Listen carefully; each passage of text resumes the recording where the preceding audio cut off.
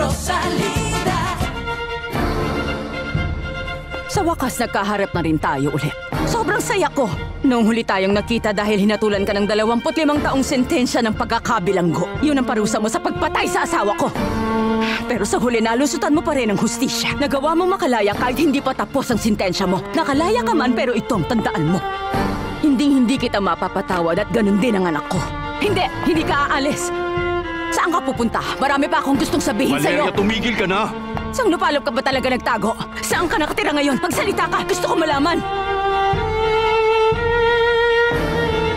Naku, Rosalinda. Ang bilis ng mga pangyayari, pero masaya ako para sa inyong dalawa. Ang mahalaga, wala nang makapaghihiwalay sa amin, Becky. Hindi ba, Fernando Jose? Oo, mahal ko, tama ka. At teka nga pala, kailan nyo naman balak ganapin ang kasal ninyo sa simbahan? Ngayong darating na linggo, gaya ng una naming plano. Payag ka ba, mahal ko? Ay, oo, syempre naman, mahal ko. Oh, nasa na ba yung kiss ng bagong Oo kasal? nga naman, halikan mo na ngayon ang asawa mo. Ay, pero Kiss na! ito na, Kiss ito na! Kiss na! Kiss na! Kiss na! Kiss na! Ano, nagpakasal sila ng palihim? Oo, Aling Asunsyon, huwag kang maingay. Baka dumating si Papa at marinig ka. Wala siyang alam dito. Ay, naku, Soyla, napakaingay mo talaga. Ewan ko ba kung bakit ayaw magpakasal ni Javier si Rosalinda sa lalaking yun. Napakayaman naman ang pamilya nila. Ay, naku, hindi ko maintindihan. Magandang hapon. Magandang hapon. Wala pa ba ang tita mo? Wala pa po. May problema ka ba? Wala, Papa. Palaging may rason pag nagtatanong. Pag ang manok hindi makatilaok, siguradong may barang lalamunan. Tigilan mo na nga kami sa mga litanya mong ganyan. O sige, natatahimik na ako. Sa magaling na tagapakinig, sapat na ang ilang salita. Siguradong kinain na siya ng konsensya niya? Yung pinaplano nilang ilayo si Rosalinda para hindi matuloy ang kasal, malaking pagkakamali. Ayaw mo talagang sumagot? Hindi bali na lang. Dahil kaya kitang hanapin. Kahit saang lupalop ka pa ng mundo magpunta. Tubayan mo na ako, Valeria.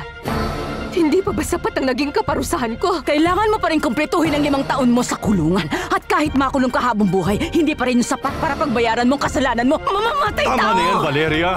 Bakit gusto ng babaeng yan kausapin si Fernando Jose? Hindi ko alam. Gusto niya manlimos ng awa. Alam niyang hinahanap namin siya ngayon. At natatakot siya dahil alam niyang galit na galit kami sa kanya ng anak ko. At alam niyang hindi talaga namin siya titigilan. Tama na, Valeria. Gusto mo makalasap ng kalayaan? Huwag ka nang umasang mangyayari pa yon. Dahil sinusumpa ko, gagawin naming mala-impyerno ang buhay mo, Soledad! Pagsisisihan mo nakalaya ka pa sa kulungan! Halika na, Valeria. Halika na! Mauna na kami, Soledad. Kriminal ka! Mamamatay tao ka! Kriminal! Mamamatay tao!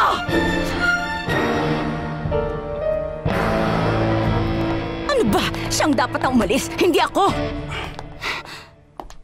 Aalis na rin siya, Valeria. Bakit gusto niyang makausap ang anak ko? Sabihin mo sa akin, Alfredo.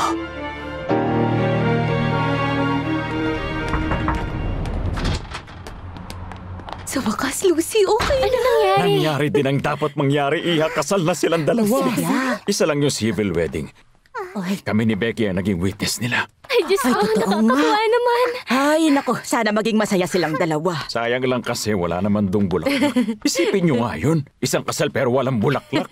Pupunta ba dito si Rosalinda? Hindi. Ibinili niya sa aming sabihin to sa inyo, Lucy. Ibig sabihin, nag-honeymoon na sila agad? Saan naman sila nagpunta? Bakit ba ang iingay ninyo? Anong meron? Sigurado akong alam mo. Huwag mo nang itanggi. Bakit siya nandito? Sumagot ka nga. Tapos aalis ka? Isa kang duwag. Sigurado, pagkarinig niya sa sinabi ko, natakot siya sa anak ko. Mas malala pa sa ginawa ko ang gagawin nito sa kanya. Hindi makakarating dito ngayong hapon ang anak mo, Valeria. Nag-away kami at hindi ko pa siya nakikita. Baka ayaw na niyang magtrabaho. Hindi. Hindi yan ang dahilan. Ang totoo, patatapos-tapos lang ng kasal nila ni Rosalinda. Rosalinda.